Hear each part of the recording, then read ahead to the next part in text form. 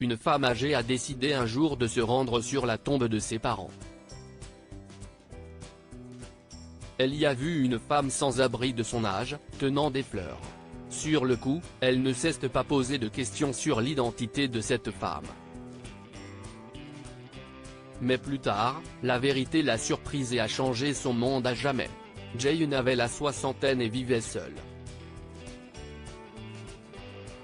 Elle n'avait jamais eu de mari ni d'enfant, et aucun de ses proches n'était encore en vie non plus.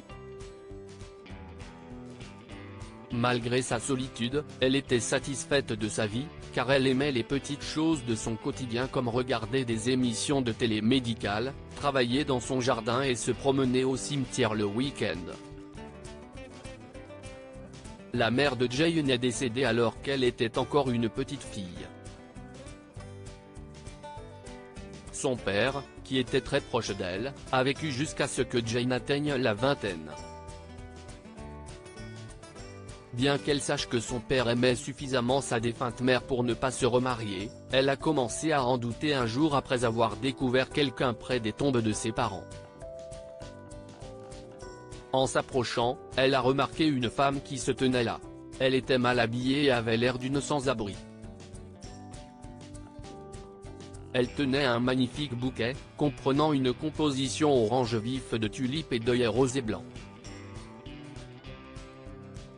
Elle les a ensuite déposés sur les tombes des parents de Jane.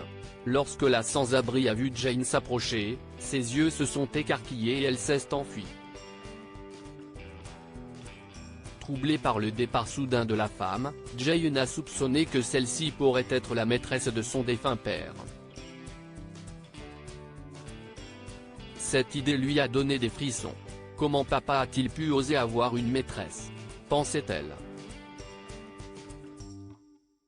Une semaine plus tard, Jane est retournée au cimetière et s'est cachée près des tombes de ses parents. Très vite, elle a aperçu la femme sans abri, avec un autre arrangement de fleurs fraîches. Jane s'est précipitée et a demandé « Comment osez-vous vous rendre sur la tombe de votre amant? Il n'est plus en vie, et il n'y a aucune raison pour vous de continuer à lui rendre visite. » La femme a été surprise par la voix de Jane. Elle avait l'air effrayée, mais elle a décidé de corriger les suppositions de celle-ci. « Un amant ?» a-t-elle demandé. « Je ne viens pas rendre visite à un amant », a-t-elle clarifié. « Je viens me recueillir sur la tombe de ma mère. » Jane ne pouvait pas croire ce qu'elle entendait. « Ta mère ?» a demandé Jane, abasourdie par cette révélation soudaine. La femme a acquiescé. « Je suis orpheline. J'ai grandi dans un orphelinat, où j'ai rencontré une infirmière nommée Anna, commença-t-elle à expliquer. Nous sommes devenus amies, et elle s'est occupée de moi quand j'étais petite. Elle me donnait à manger, me baignait et me couvrait de cadeaux, même les plus simples. Immédiatement, Jane a su que la femme disait la vérité. Sa mère avait travaillé dans un orphelinat, et elle y avait consacré beaucoup de temps, selon les histoires racontées par le père de Jane. Malheureusement, un jour, il y a eu un incendie à l'orphelinat. Anna était déjà sortie, mais elle s'est souvenue de moi.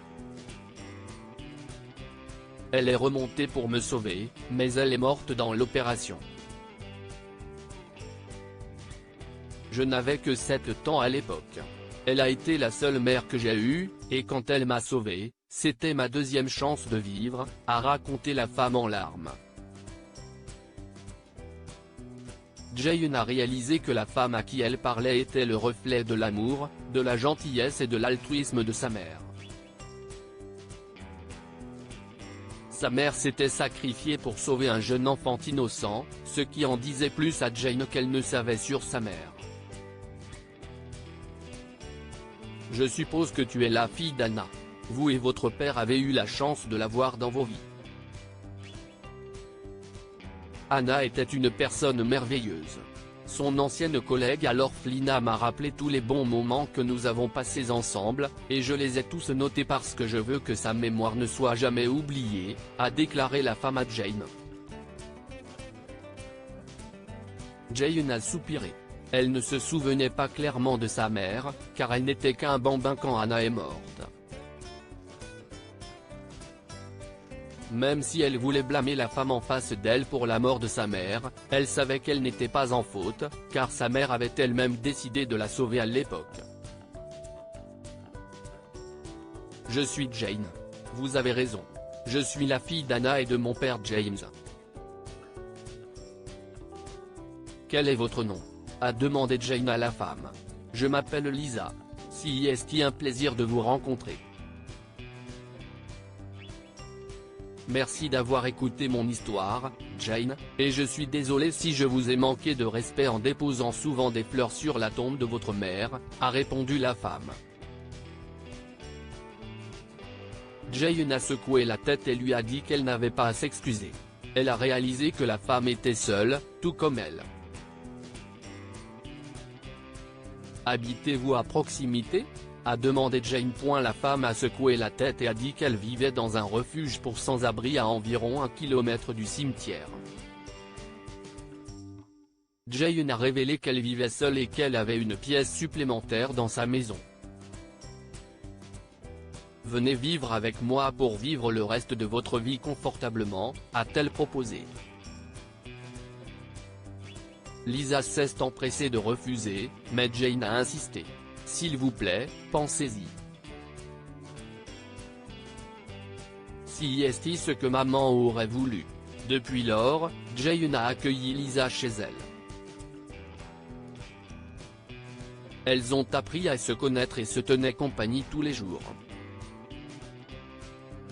Elles étaient comme des sœurs, bien qu'elles n'étaient pas unies par le sang. L'amour que leur mère Hannah a partagé avec elles deux a fini par se transformer en un amour partagé l'une pour l'autre. Que pouvons-nous apprendre de cette histoire ? Les bonnes actions ne sont jamais oubliées. Hannah a fait quelque chose d'extraordinairement noble et désintéressé pour une jeune fille qu'elle aimait profondément, même si cela lui a coûté la vie. Lisa, la femme qu'elle a sauvée, a choisi de continuer à honorer Hannah par des moyens simples, refusant de laisser sa mémoire tomber dans l'oubli. La famille ne signifie pas toujours le sang, mais l'amour. Lisa n'a jamais eu de mère, mais elle a connu l'amour maternel à travers Hannah.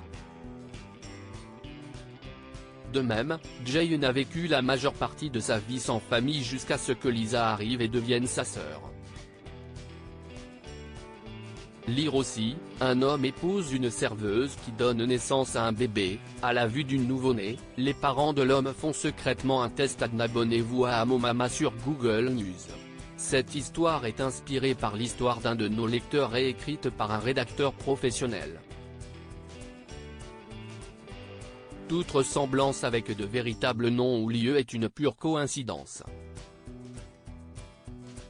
Toutes les images sont utilisées uniquement à des fins d'illustration.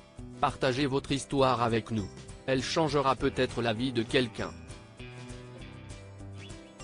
Si vous souhaitez partager votre histoire, envoyez-nous un mail à info@amomama.com.